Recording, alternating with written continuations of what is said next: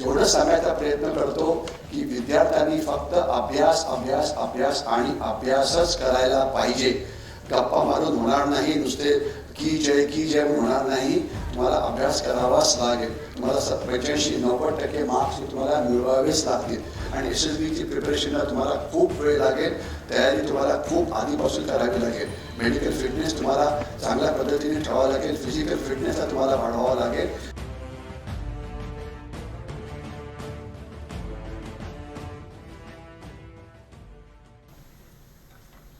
जय हिंद.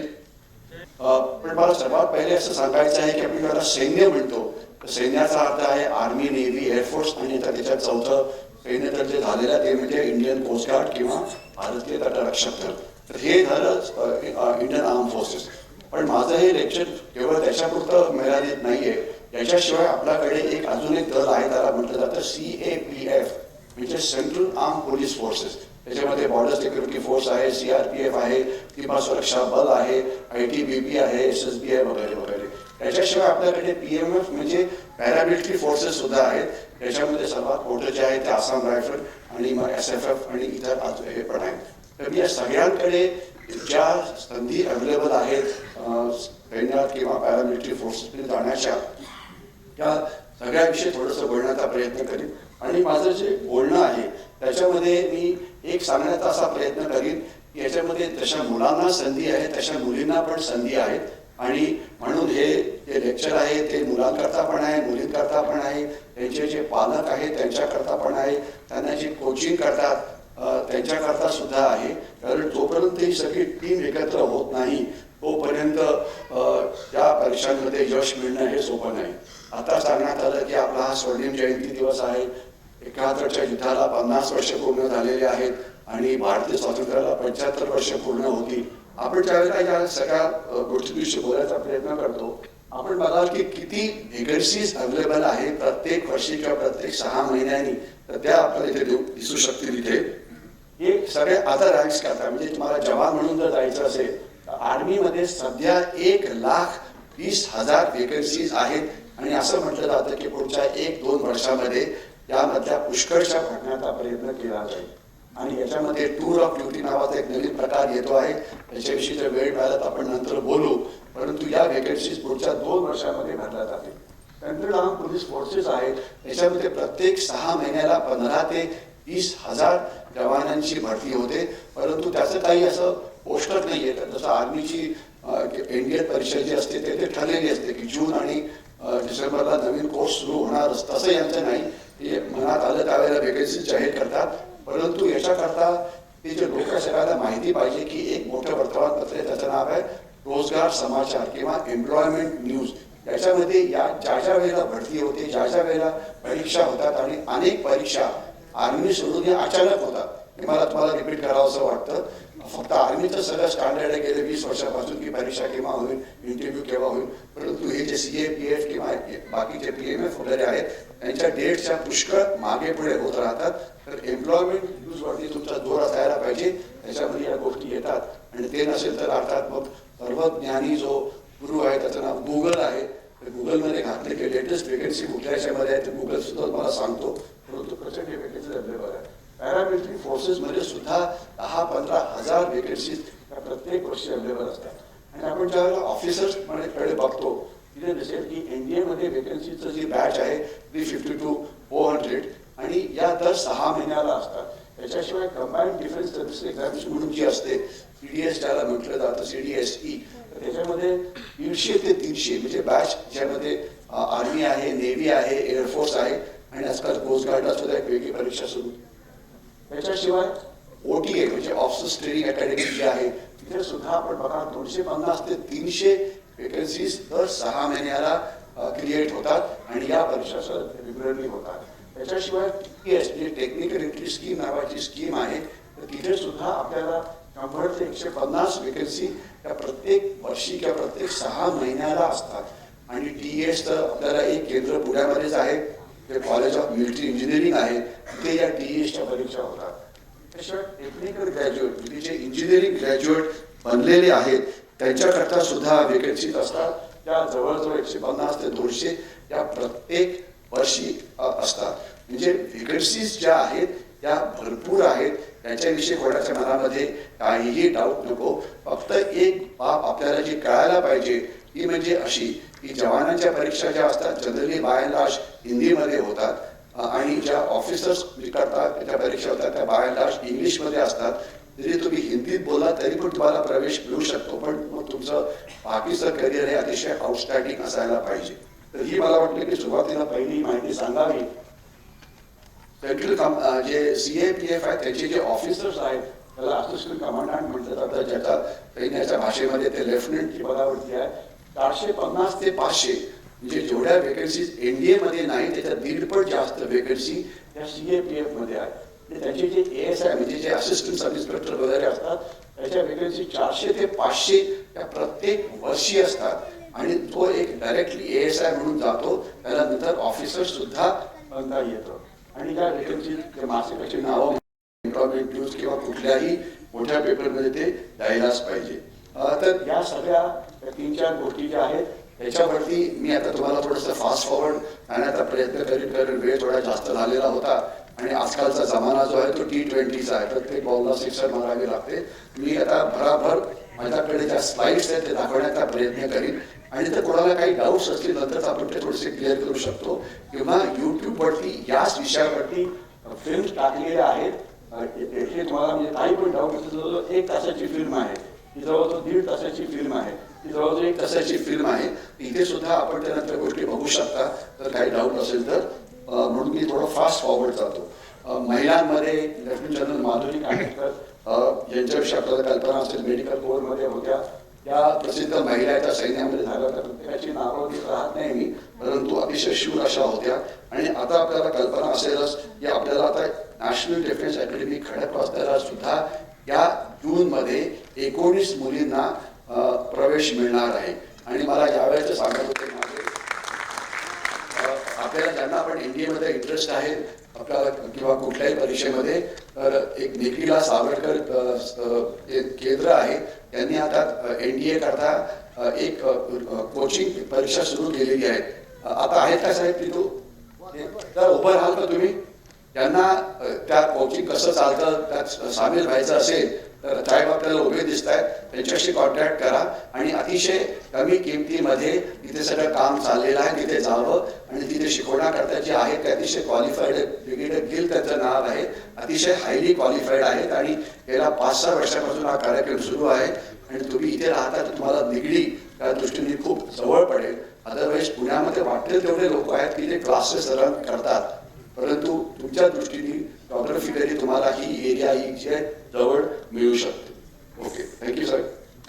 आणि या काही मुली आता मी आपल्याला जे सांगणार आहे तुम्हाला मी थोडंसं भारतीय सैन्य आणि पॅरामिलिटरी फोर्सेस यांच्याविषयी सांगण्याचा प्रयत्न करीन, म्हणजे तुम्हाला कल्पना पाहिजे की ते नेमकं काय काम करतात, तिथे जीवन असतं ते कशा प्रकारचं असतं आणि त्याच्यानंतर म्हणजे तुम्हाला डिसाईड करता येईल की आपल्याला सैन्यामध्ये जायचं की नाही. कारण अनेक वेळा मुलगा तयार असतो पण त्याचे पेरेंट्स हे तयार नसतात किंवा त्या पेरेंट्स तयार असतील तर त्याला जे करेक्ट गायडन्स आहे ते मिळत नाही. तर जोपर्यंत आई वडील, मुलगा आणि एक कोचिंग स्टाफ यांची जोपर्यंत प्रॉपर टीम बनू शकत नाही तोपर्यंत तिथे जाणं इतकं सोपं नाही. कारण NDAच्या 350 वेकन्सीज करता जवळजवळ 4.5 लाख मुलं अपिअर होतात. त्याच्यातली फक्त 8,000 मुलांना इंटरव्ह्यू करता बोलवलं जातं आणि मला 8,000 जी मुलं जाणाऱ्या SSB इंटरव्ह्यू करतात त्यांची नावं आता आलेली आहेत. आणि मला ब्रिगेडियर गिल सांगत होते की 8,000 पैकी 1,000हून जास्त मुली आहेत. हे मला त्यांचं खरोखर कौतुक करावं असं वाटतं. 1,000 म्हणजे 1 मुली आणि बिचारा मुलींकरता वेकन्सीज किती आहेत तर 18 किंवा 19 किंवा 20 त्याच्यावर जास्त नाही आहेत. पण म्हणजे हा रेशो किती ॲडव्हर्स आहे याची कल्पना असावी. म्हणून जर तुम्हाला या परीक्षांना जायचं असेल तर अभ्यास अभ्यास अभ्यास आणि फक्त अभ्यास, बाकी कुठलाही फालतूपणा नको. कुठल्या समारंभात जायचं, कुठले बाबासाहेब, काकासाहेब, मामासाहेब त्यांच्या मागे फिरायचं हे चालणार नाही. तुम्हाला परीक्षेकरता तयारी ही अतिशय चांगल्या पद्धतीने करावी लागेल. ड्युटी ऑनर करेश. आता आपण जे अनेक महिलांचा सत्कार केला वीर महिलांचा, तर मला जे चांगलं पण वाटलं, दुःख पण झालं. त्याच्यामध्ये फक्त सगळ्या मराठा रेजिमेंटच्याच होत्या, फक्त एक सोडून गेल्या मीडियम रेजिमेंटच्या होत्या. आणि मी स्वतः 7 मराठा लाईट इन्फंट्री ही कमांड केलेली आहे. आणि म्हणजे माझा मुलगा सुद्धा त्याच ब्रिटनमध्ये आहे, म्हणजे माझा मराठा रेजिमेंटशी खूपच चांगला संबंध आहे. तर हे ड्युटी ऑनर करेज वगैरे हे सगळं आमचं घोषवाक्य आहे. आणि हे जे आजचं प्रेझेंटेशन आहे, it is dedicated to all those people who have laid down their life for the sake of the country. Okay.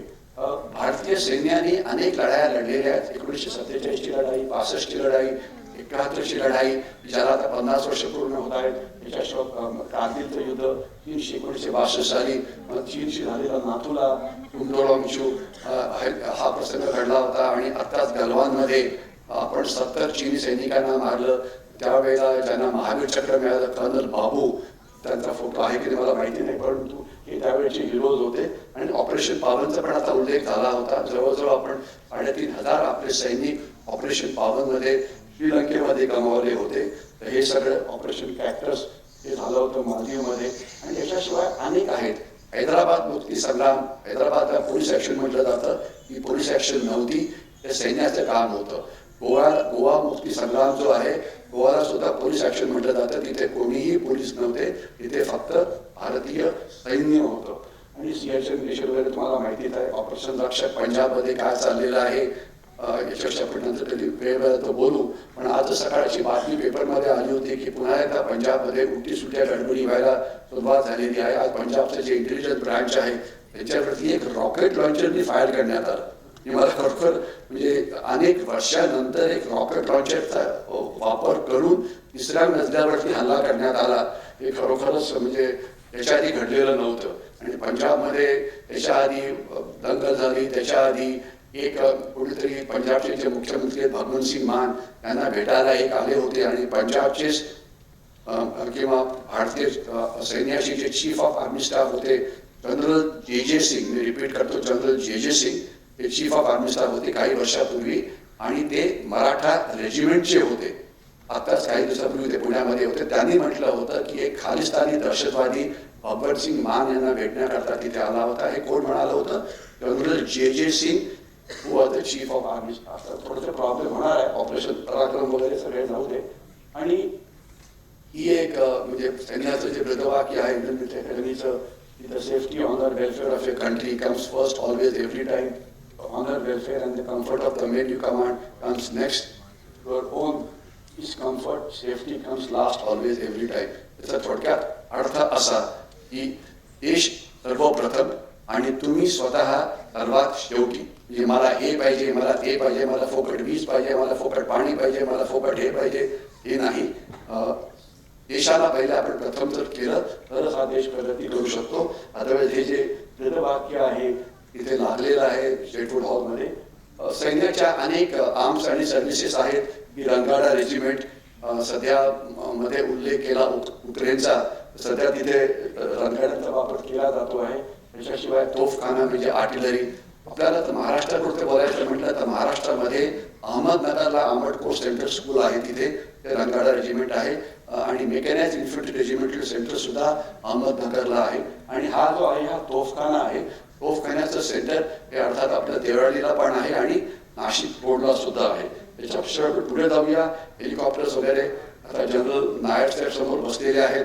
त्यांचा आणि हेलिकॉप्टरचा खूप संबंध होता. मला वाटतं ज्यावेळेला त्यांना वेळ मिळेल नक्कीच ते काहीतरी हेलिकॉप्टर्स विषय वगैरे सांगतील. हे हेलिकॉप्टर्स किंवा आर्मी एव्हिएशन कोर वगैरे तर इंजिनियर्स. आताच एक उल्लेख करण्यात आला की देशाचे जे चीफ ऑफ आर्मी स्टाफ आहेत जनरल मनोज पांडे हे इंजिनियर्सचे होते. आणि ते बॉम्बे इंजिनियर्सचे आहेत, म्हणजे जे आपल्या इथे जे BEG सेंटर आहे खडकीला तिथले होते ते. आणि अतिशय हुशार आहेत, अतिशय एव्हरीथिंग गुड अबाउट हिम. आणि आत्ताच ते 1 मेला चीफ ऑफ आर्मी स्टाफ झालेला. आजच्या सुद्धा पेपरमध्ये त्यांचा फोटो आलेला आहे. त्यांनी काहीतरी चीनला इशारा दिलेला आहे.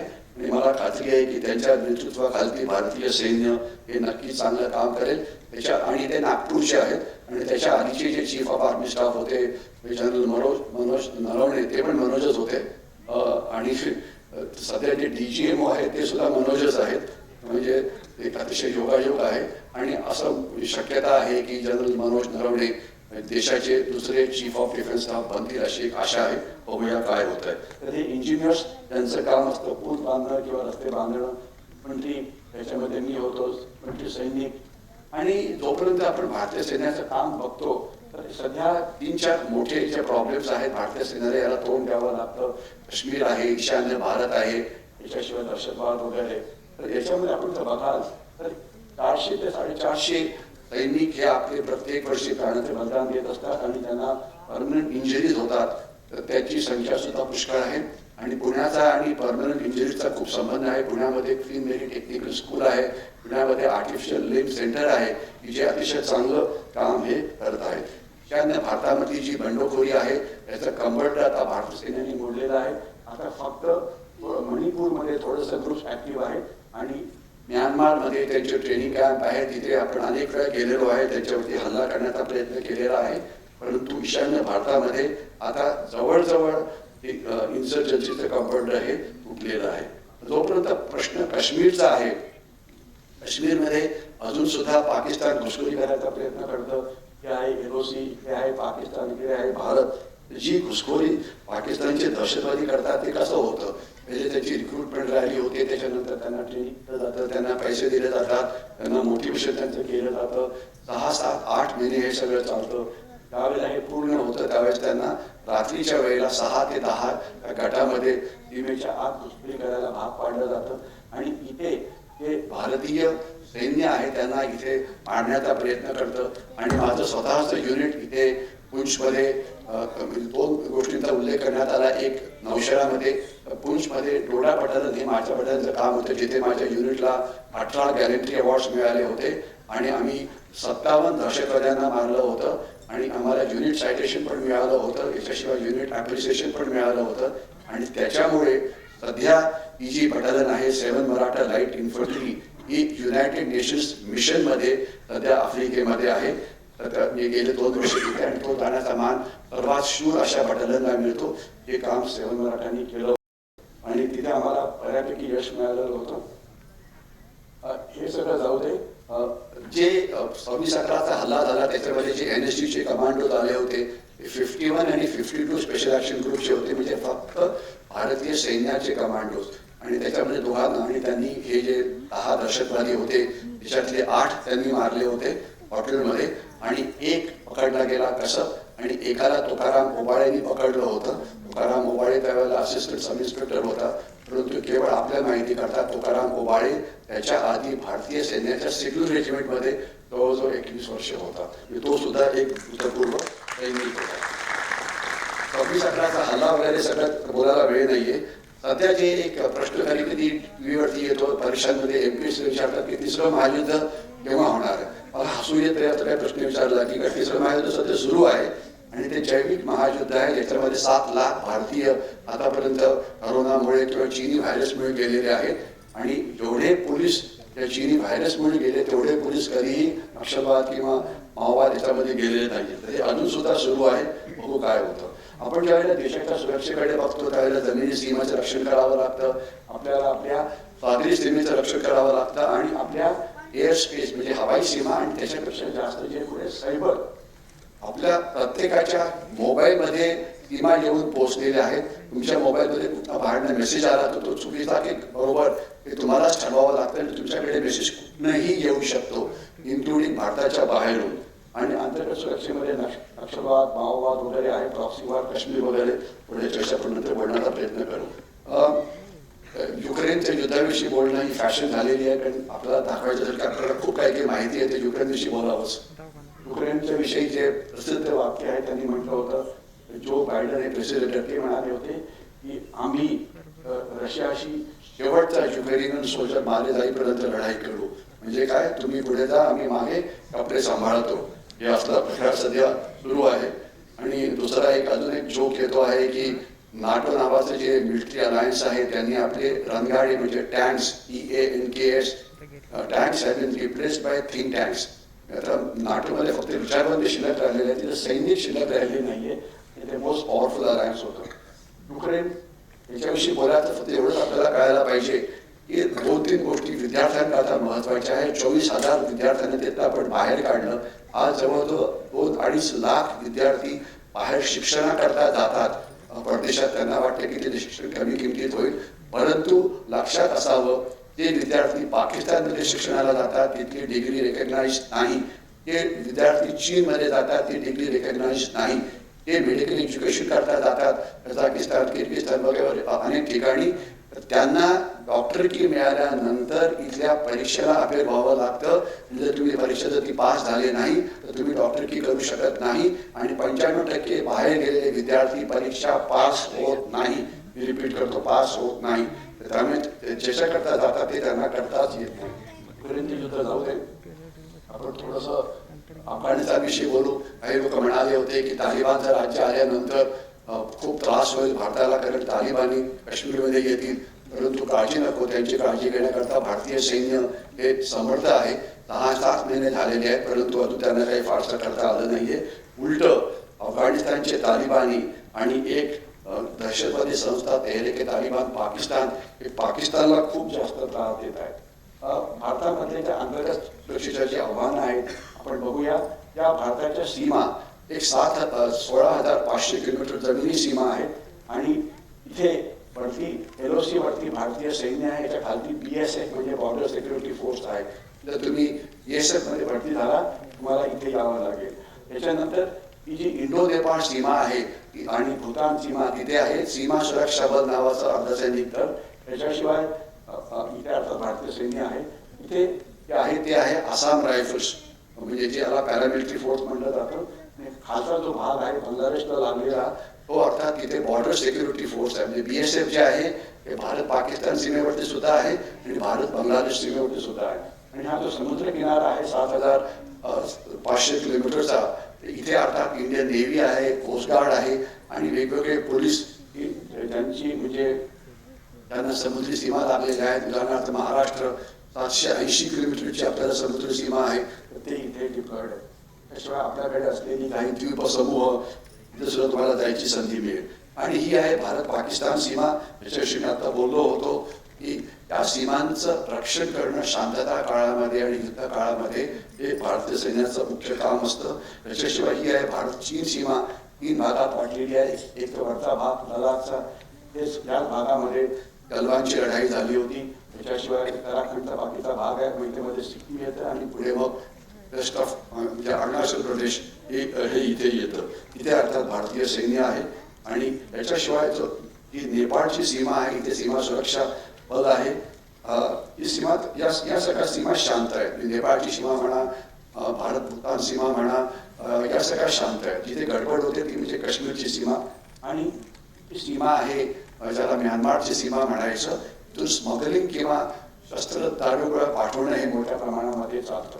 तर हे आपल्याला माहिती पाहिजे. आणि जोपर्यंत प्रश्न आहे भारत बांगलादेश सीमेचा अतिशय भयंकर भाग आहे. आज 4-5 कोटीहून जास्त बांगलादेशी हे भारतामध्ये आहेत. रिपीट करतो, 4-5 कोटीहून जास्त बांगलादेशी हे भारतामध्ये आहेत.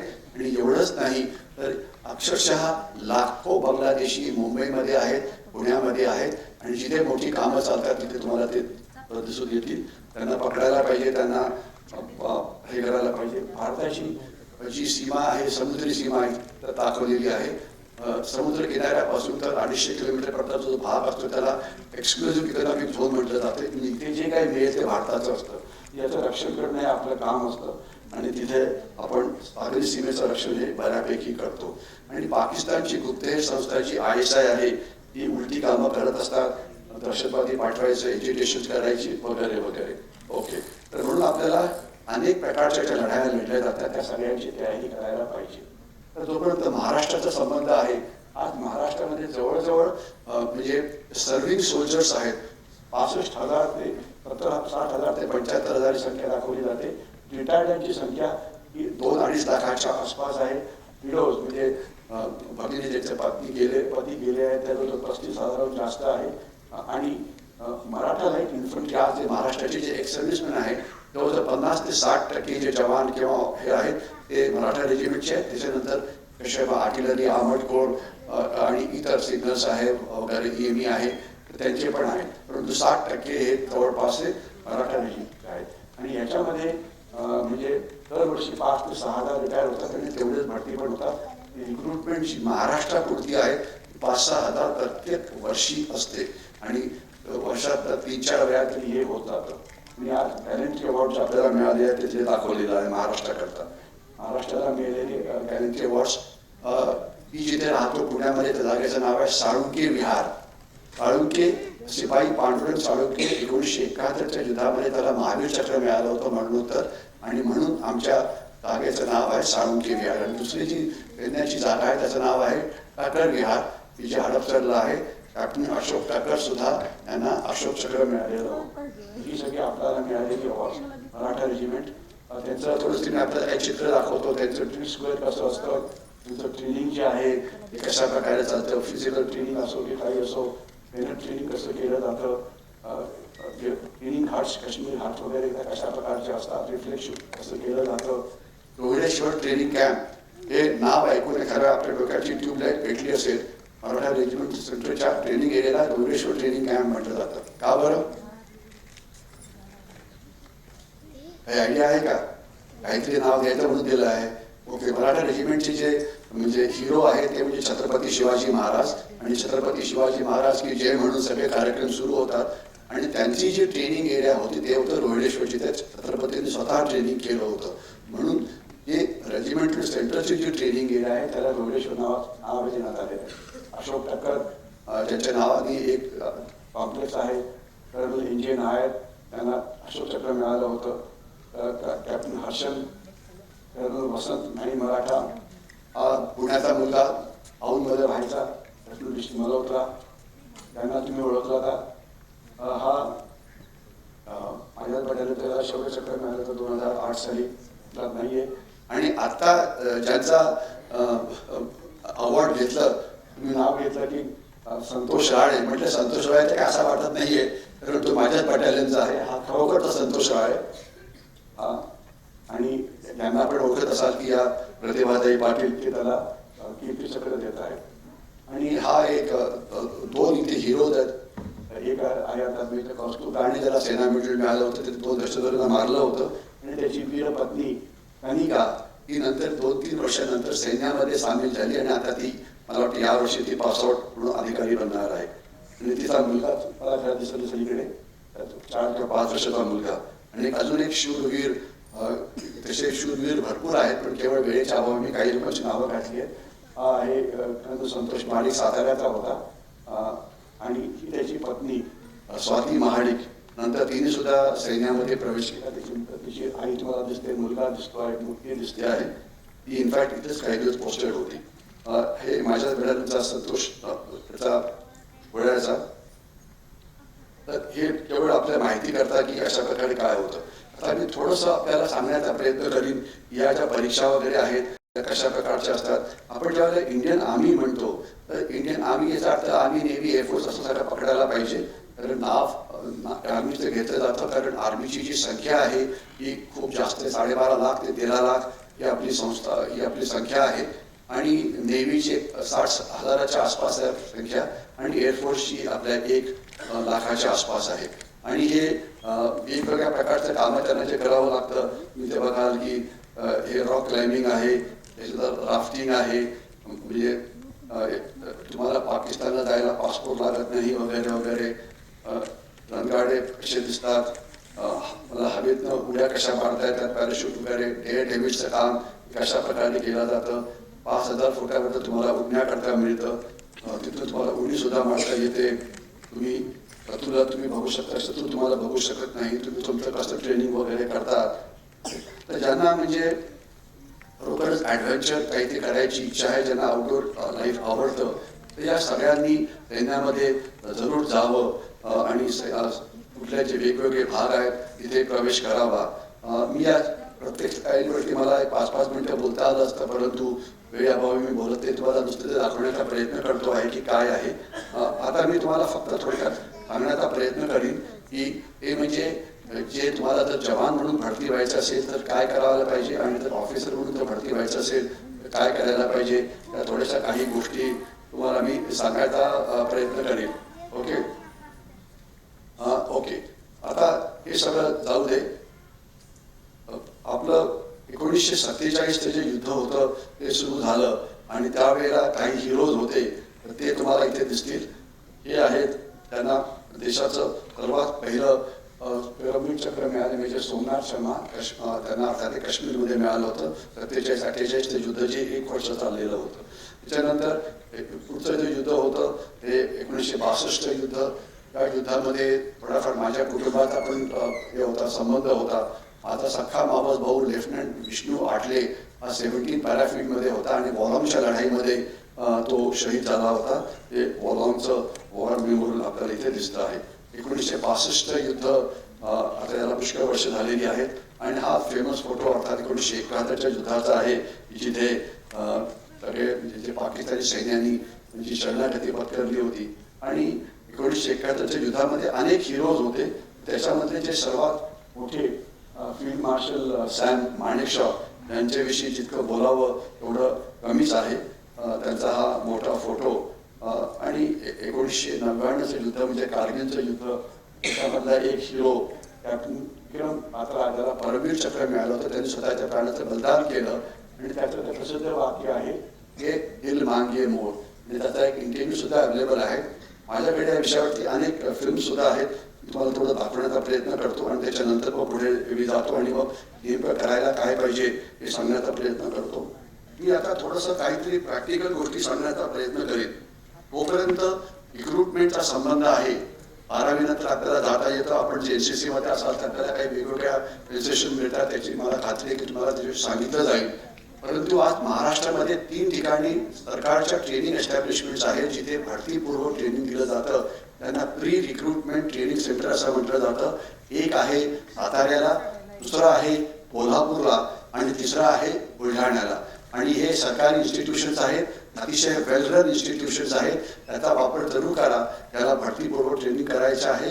कारण भरतीला जायचं म्हटलं तर तिथे तुम्हाला पहिले एक रिटन परीक्षा असते, मेडिकल असते, त्याच्याशिवाय फिजिकल टेस्ट केल्या जातात आणि नंतर मग तुम्ही आत येऊ शकता. आणि भरती करता फार मोठ्या संख्येमध्ये मुलं तिथे येतात.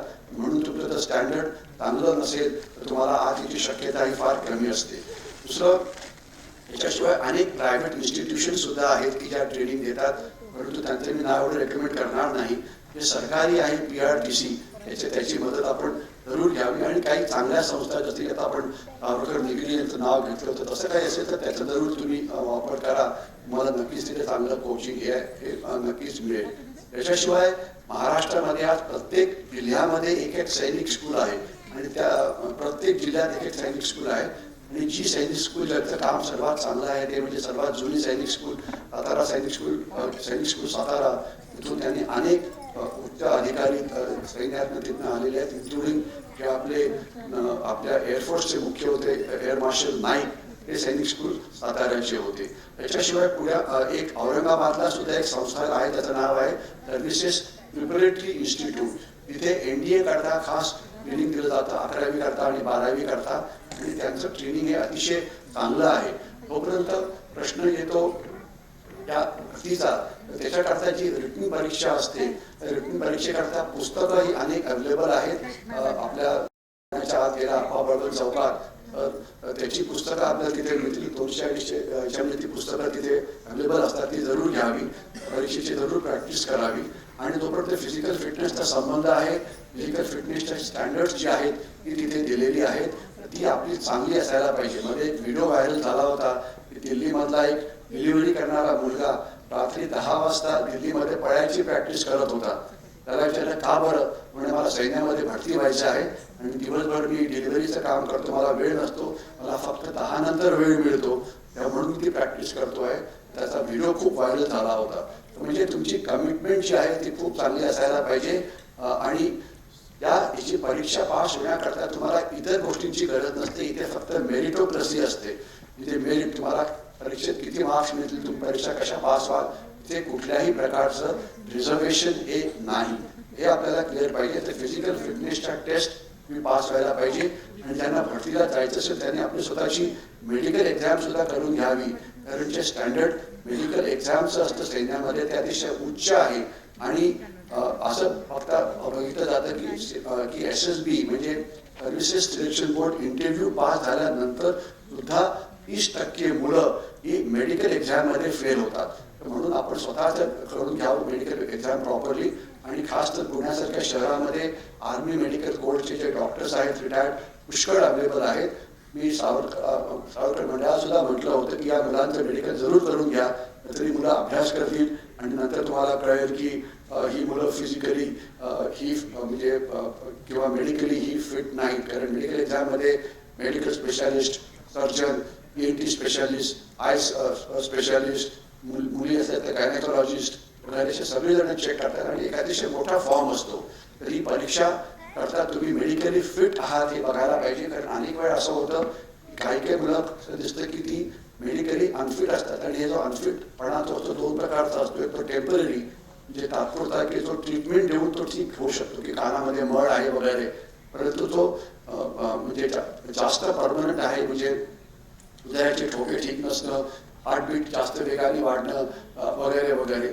त्याला जर तुम्हाला अशा प्रकारचा काही प्रॉब्लेम असेल तर बेस्ट असं आहे की तुम्ही या करिअरला येऊ नये. कारण तुम्ही मेडिकलमध्ये कधीही पास होणार नाही.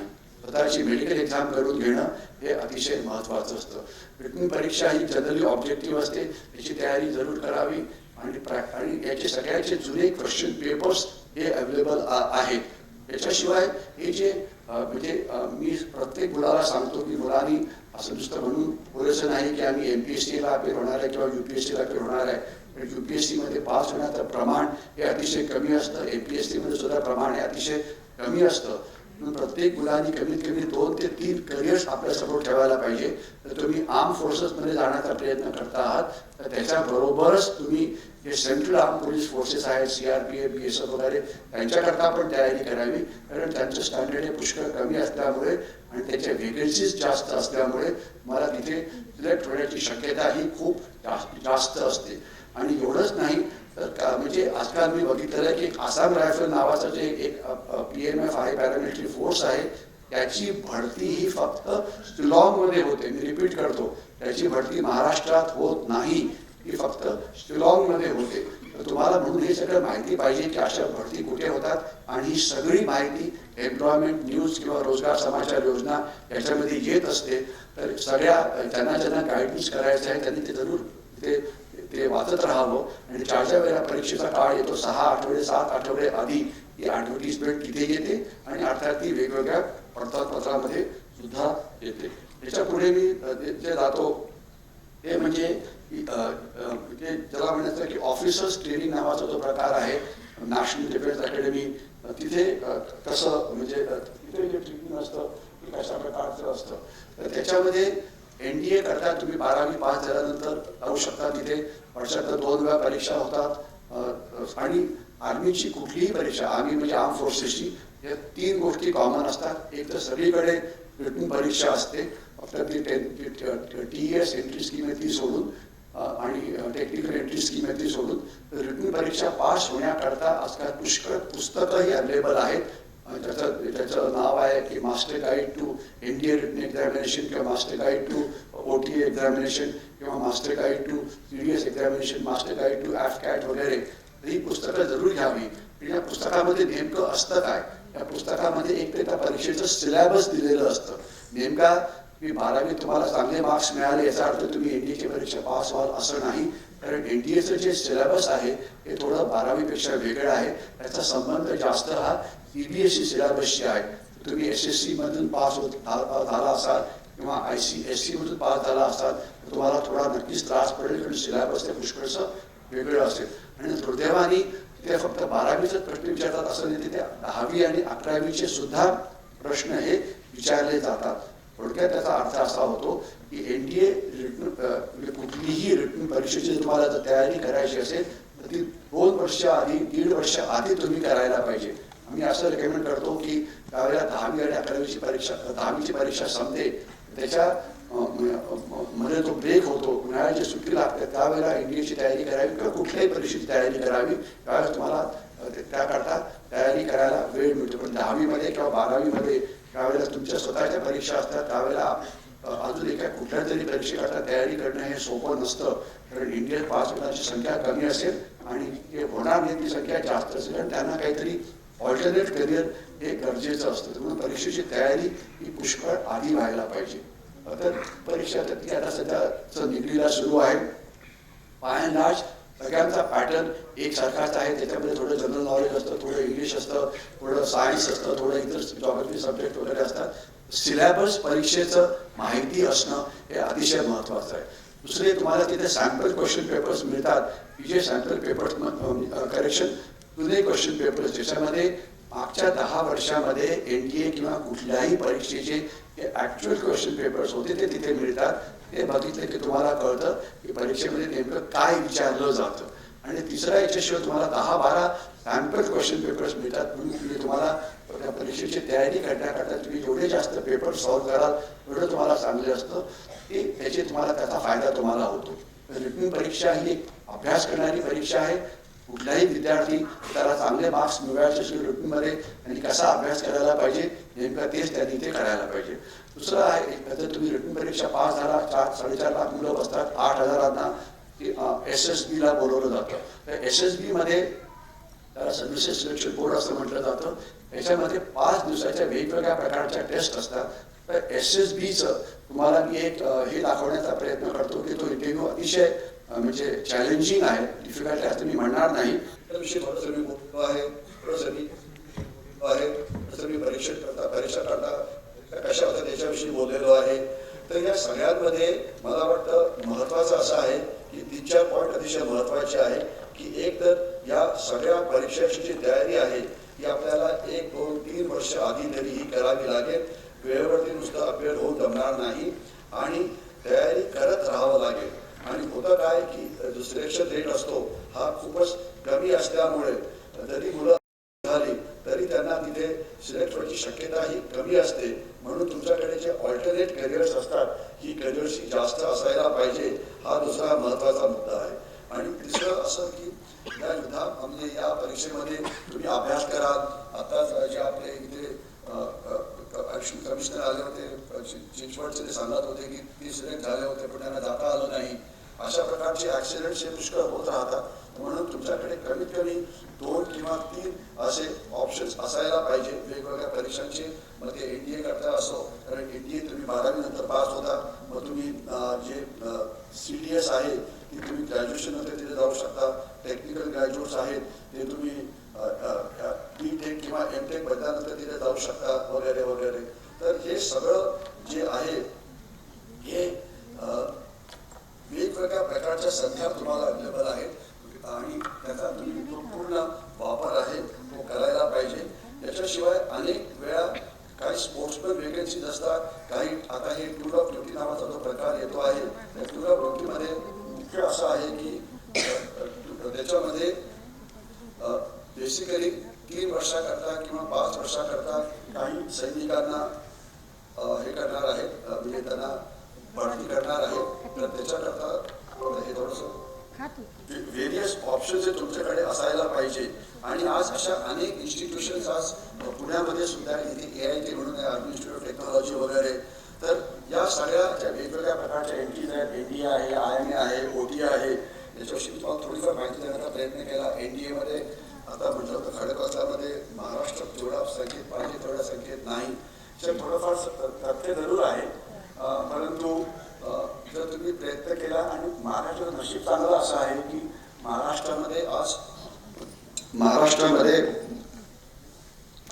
ऍक्च्युली माईक खाली होता पण कोणाला काही फारसं दुःख झालं नाही. माझा आवाज येतोय बरं झालं. ठीक आहे, शेवटी किती सहन करायचं. ठीक आहे, ओके. हे सगळे NDAची वेगवेगळी म्हणजे हे NDAचे तिन्ही हे जे 3 एकाच वेळेला एकाच कोर्सचे जे चीफ ऑफ आर्मी स्टाफ होते किंवा नेव्हल स्टाफ किंवा एअरफोर्सचे हे पहिले होते आणि सध्याचे पण जे chief of army staff chief of naval staff आहे ते एकाच कोर्सचे आहेत. त्यांचा फोटो मला माझ्याकडे मिळाला नाही. जुने रिप्रेझेंटेशन असल्यामुळे PT म्हणा, व्हॉलीबॉल म्हणा, हॉकी म्हणा कशा प्रकारे असतं हे सगळं इथे दिलेलं आहे. फिजिकल फिटनेस हे अर्थात IMA म्हणजे इंडियन मिलिटरी अकॅडमी डेहराडून इथलं हे आहे. तिथे ट्रेनिंग कसं दिलं जातं. तुम्हाला शेवटी NDA 3 वर्ष केल्यानंतर 1 वर्ष तुम्हाला IMAला जावं लागतं. डायरेक्ट एंट्री नावाचा प्रकार तिथे सुद्धा असतो. OTA विषयी तुम्हाला कल्पना असेलच. तर या सगळ्या इन्स्टिट्यूशन्स अतिशय चांगल्या आहेत. तिथे आपण गेलं तर तिथे फक्त एकच गोष्टी मी सांगायचा प्रयत्न करतो. अनेक पालक हे आपल्या मुलांना तिथे पाठवायला तयार नसतात आणि याचं कारण त्यांना असं भीती वाटते की सैन्यामध्ये धोका हा पुष्कळ आहे. धोका थोडाफार असेल, नाही असं नाही, परंतु सर्वात जास्त धोका हा कुठे असेल तर तो आहे पुण्याचे रस्ते. पुणे शहराचे रस्ते सर्वात जास्त ॲक्सिडेंट रेट हा तिथे आहे. जर तुम्ही पुण्याच्या रस्त्यावरती जर जिवंत राहू शकला तर तुम्हाला सैन्यात सुद्धा जायला काही हरकत नाही. धोका असतो परंतु त्याची काळजी घेतली जाते. दुर्दैवी प्रकार होतात म्हणजे, परंतु इतका धोका नाही जितका बाहेर केला जातो. आणि दुसरं, सैन्य आता एकच इन्स्टिट्यूशन राहिलेली आहे की जिथे त्याला म्हणायचं पेन्शन नावाचा प्रकार आहे. अदरवाईज बाकी सगळ्या ज्या इन्स्टिट्यूशन्स आहेत तिथे नवीन प्रकार सुरू झाला, त्याला NPS असं म्हटलं जातं, न्यू पेन्शन स्कीम वगैरे. तर त्याच्यामुळे तुम्ही एकदा सैनिक बनला किंवा एकदा अधिकारी बनला तर नंतर तुम्हाला आयुष्यभर सैनिक तुमची ही काळजी घेतं. भोसले साहेब थोडे पेशंट झालेले दिसत आहेत मला वाटतं. मी पुढच्या 5 मिनिटं थांबण्याचा प्रयत्न करतो.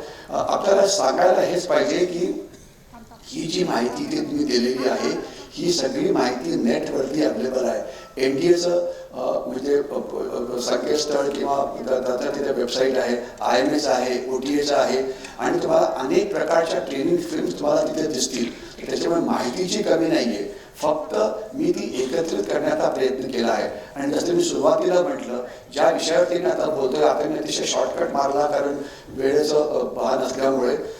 आणि त्याच्यामुळे ज्यांना पुन्हा हे बघायचं आहे हे मला वाटतं रेकॉर्ड केलं जात आहे आणि हे मला वाटतं नंतर हे यूट्यूबवरती सुद्धा टाकलं जाणार आहे. तर तुम्हाला हे पुन्हा एकदा तिथे बघता येईल, ज्याला हे पहिल्या वेळेला गोष्टी लक्षात आली असेल त्याला.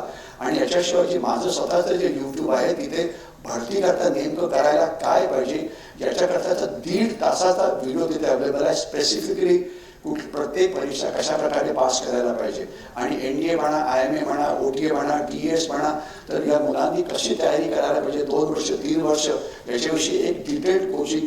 मी एक ब्रिगेडियर बोधे यांचा इंटरव्ह्यू घेतला होता की जे अशा प्रकारचं कोचिंग हडपसरला करतात आणि ते अतिशय क्वालिफाईड आहेत, तर तो तिथे तुम्हाला बघायला मिळेल.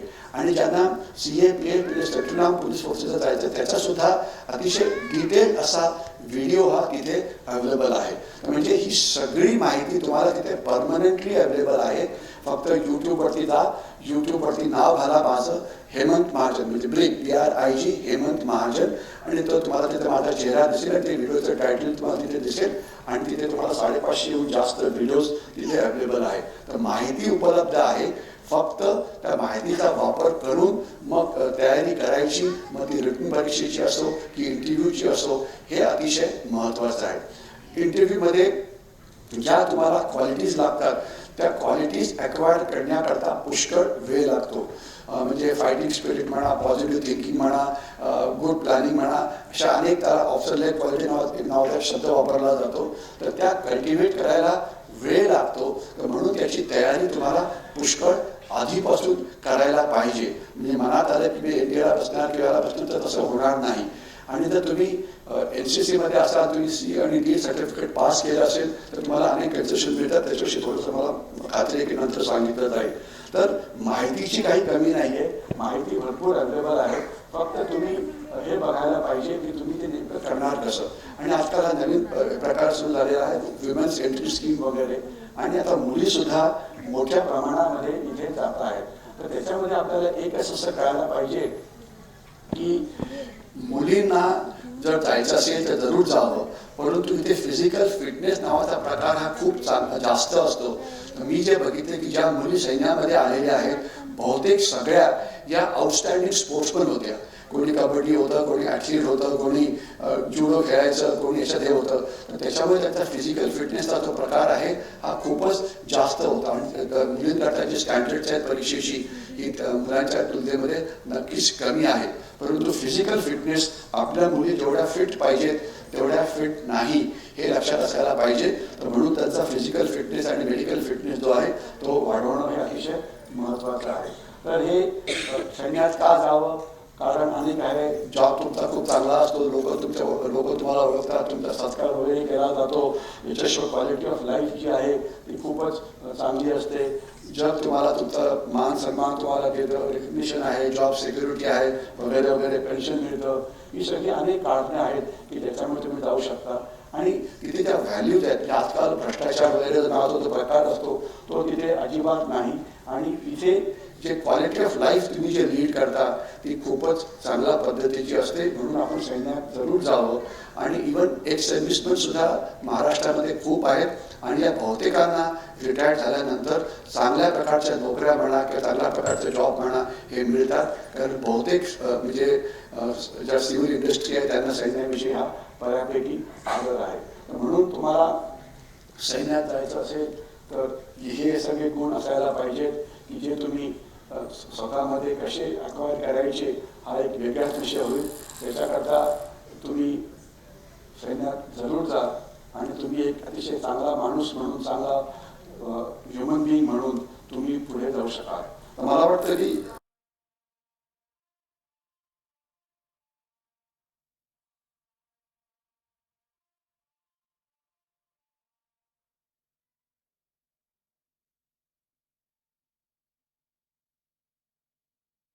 ओके, हे जे 3 व्हिडिओज होते त्याच्यामध्ये मी हे सगळं टाकायचा प्रयत्न केला होता. याला पाहिजे त्यांनी हे व्हिडिओ नंतर जरूर बघावेत. म्हणजे जर तुम्ही जर काही गोष्टी तुम्हाला समजल्या नसतील काही कळालं असेल तर ते तुम्ही तिथून जाऊन ते बघू शकता. तर मला वाटतं मी आता इथे थांबायचा प्रयत्न करतो आहे. आणि जर काही नंतर प्रश्न असतील तर आपण 1-2 प्रश्न नंतर घेऊ शकतो जर बहुतेक भाऊ मिळाले तर. पण त्याच्या आधी मला वाटतं खात्री आहे की अध्यक्षीय भाषण पहिले होईल. तर मी इथे थांबतो. एवढं सांगायचा प्रयत्न करतो की विद्यार्थ्यांनी फक्त अभ्यास अभ्यास अभ्यास आणि अभ्यासच करायला पाहिजे. गप्पा मारून होणार नाही, नुसते की जय होणार नाही. तुम्हाला अभ्यास करावाच लागेल. तुम्हाला 85-90% मार्क्स तुम्हाला मिळवावेच लागतील. आणि SSBची प्रिपरेशनला तुम्हाला खूप वेळ लागेल. तयारी तुम्हाला खूप आधीपासून करावी लागेल. मेडिकल फिटनेस तुम्हाला चांगल्या पद्धतीने ठेवावा लागेल. फिजिकल फिटनेसला तुम्हाला वाढवावा लागेल. आणि एक अजून मी गोष्ट विसरलो ते म्हणजे टेरिटोरियल आर्मी तो नावाचा प्रकार सुद्धा आहे. पुण्यामध्येच एक TA बटालियन आहे. तिथे तुम्ही पार्ट टाइम सोल्जरिंग सुद्धा करू शकता.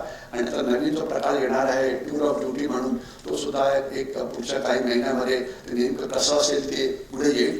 परंतु एवढं नक्की की येणाऱ्या काळामध्ये प्रचंड मोठ्या संख्येमध्ये सैन्यामध्ये भरती केली जाईल. एक जवानांची म्हणून किंवा एक अधिकारी म्हणून. तर आपण सगळ्यांनी त्याचा फायदा घ्यावा. कारण सध्या एकच गोष्ट तुम्हाला मी सांगू इच्छितो. तर याच्यामध्ये वेकन्सीज भरपूर आहेत. पण अलॉट मी त्याला काही पर्सेंटेज पुन्हा करता नाही. गरज पडली तर सगळी महाराष्ट्रातली मुलं तिथे जाऊ शकतात. तर तिथे जायला पाहिजे. त्याकरता तयारी करायला पाहिजे. हा मला वाटतं याचा सर्वात मोठा संदेश आहे.